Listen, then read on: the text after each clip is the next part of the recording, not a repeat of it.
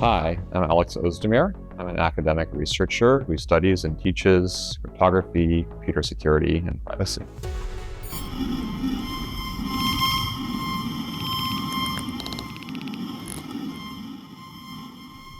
Hi, Alex. Thanks for Hi, coming. Peter. Thank you.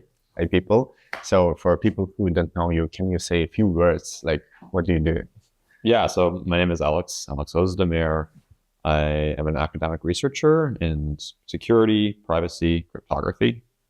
I guess I'm sort of at a little bit of a in-between point in my life in that I was a graduate student for many years and I'm just graduating now, and then I'll be a professor starting next year.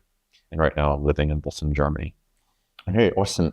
Can you tell a bit more about your academic experience in Stanford, particularly?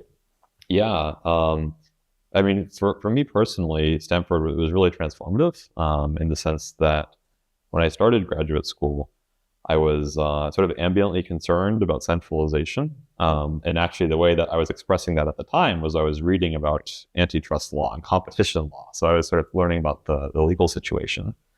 But when I showed up at Stanford, I met this cryptographer, Dan Bonnet, and I learned that there's actually a lot that computer science has to say about centralization and privacy and control. So really, like in sort of academic terms, Stanford is what got me excited about cryptography and security and privacy. And what did you study there? Yeah, so I studied cryptography, so sort of the mathematics of what security and privacy mean. And I also studied, for reasons that we can get into if we want, other topics like compilation and verification, which are traditionally not part of cryptography, but given some modern advances in cryptography like zero knowledge and homomorphic encryption, those topics are actually becoming very relevant to it. So I want to ask you about the difference between like academic world and real world, and if does it really exist, this difference, and if yes, like what is it? Yeah. Well, I mean, there's a relationship, right? The way that I think about it is that the job of academics is to start working on the problems that will be relevant in 20 years and 30 years. So I like to imagine that, the only difference between the academic world and the real world is time. Yeah. Now, of course, in practice, it's really hard to predict the future. So that means in practice, there can be a difference between the academic world and the real world. But I think it's incumbent upon academics to try to reduce that difference as much as they can and try to, get the best sense they can of what problems are going to matter in 20 years. Okay, but then the question is, like, what are the hot topics in academia in cryptography now that is assumed to be a problem in 20 years? Yeah. So, the topic that I think is most exciting right now in cryptography is the idea of secure computation, which is one of the organizing ideas for this retreat. So what is that about? Traditionally, when you have a computer, the ability to compute on data is the same thing as the ability to control that data. If you have data so that you can do computation on it, you can change the data, you can give it to somebody else, you can use it for some other purpose. Just the control of the computation and the data, those are totally equated. And secure computation is about splitting those. So saying, okay, just because somebody can reveal part of data or just because they have access to it in some way doesn't mean that they can do all these other things with it. And in sort of exciting ways, like secure computation is already touching the world, but I think what we're seeing right now is 1% of what it's going to be like in 20 years.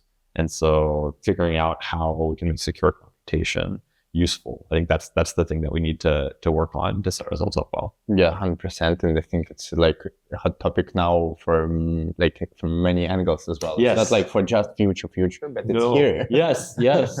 I mean, actually, so the last session that I was at is about age verification. And like already, like secure computation has a lot of applicability to age verification in a privacy preserving way. Yeah. So frankly, actually, I kind of wish that we had some more time to develop the ideas before they mattered, but it seems like they matter now. Yeah, they are.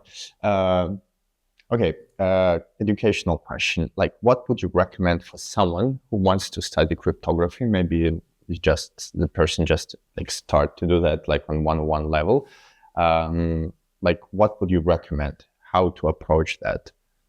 Yeah. And shall you go to academia for that? It's like extra. Yeah, I think if you have the opportunity to go and you're willing to dedicate a large chunk of your life, then sure, go be a graduate student, apply to PhD programs. You can always leave, so there's really not a lot of reason not to. They pay you, so like why not? But if you don't want to do that, you don't have to. So one great resource is right now on Coursera, there's a free class in cryptography taught by my advisor, Dan Bonet.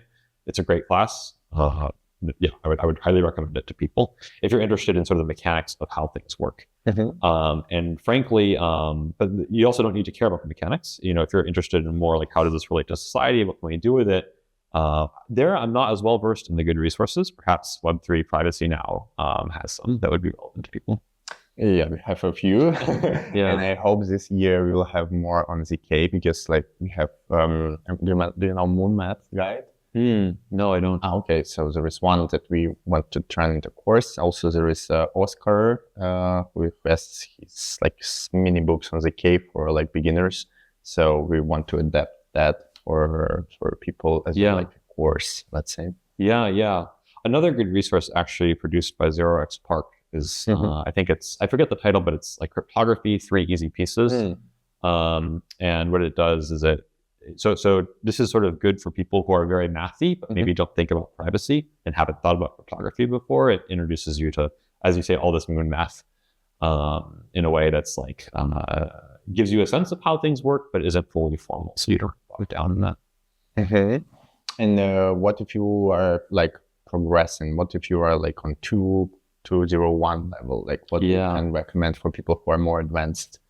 Yeah. So one great thing to do is to get hacking. A lot of cryptographic or secure computation systems are implemented in libraries that are on GitHub and often have good tutorials. So things like cypherpunk and artbooks are very well documented and usable. So that's one option if you like to hack. If you want to like study and sort of like learn, then there's another class at Stanford, Computer Science CS355, which is the advanced cryptography class. And the lecture notes for that are all online. And they kind of go through the proofs of how all of different kinds of secure computation works.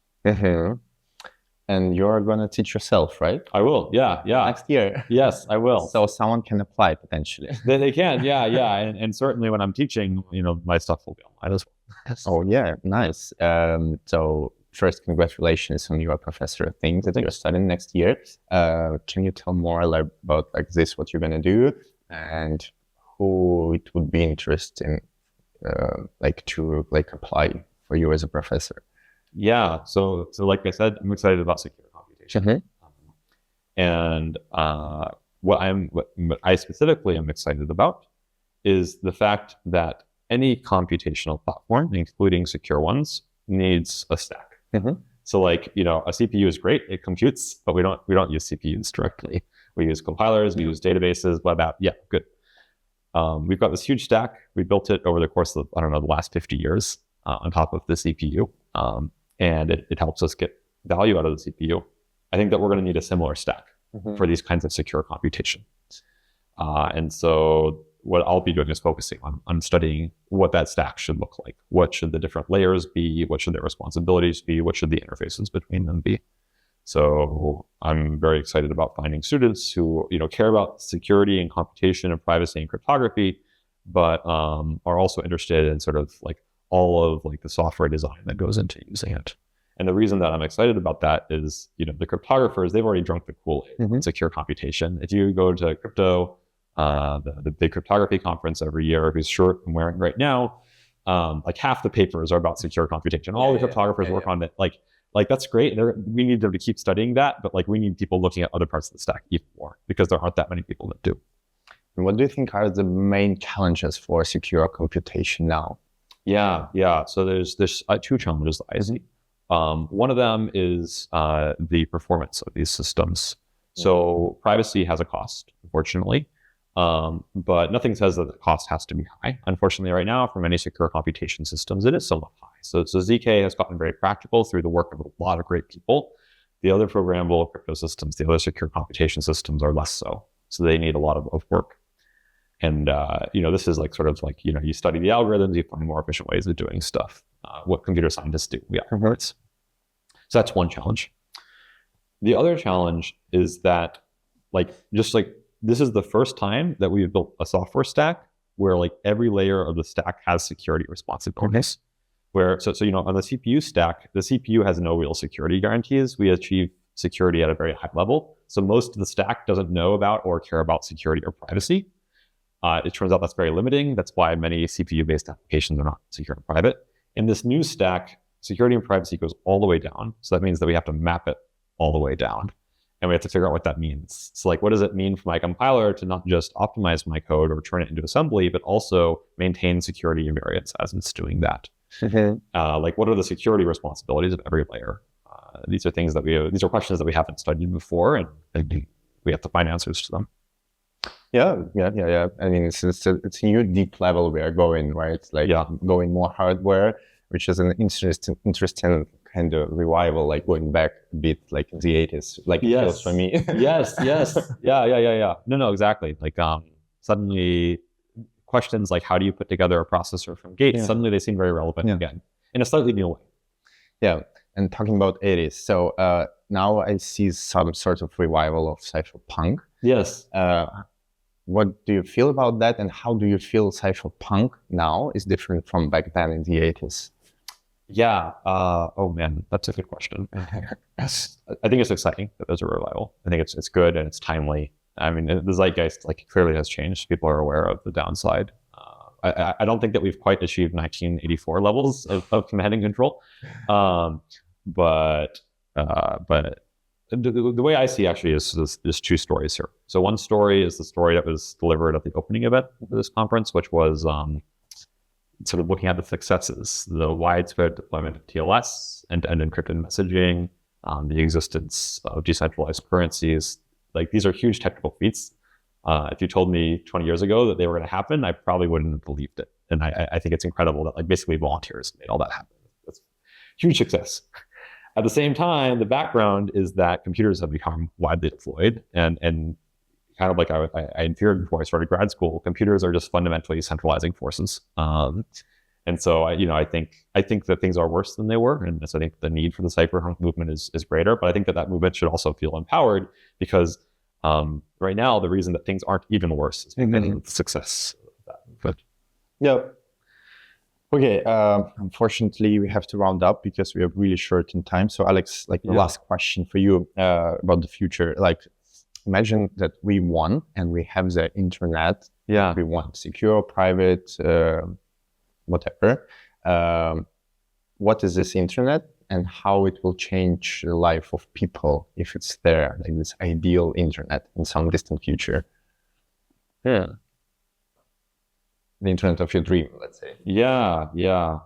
I think frankly that's a world where we do not feel like we are under centralized control.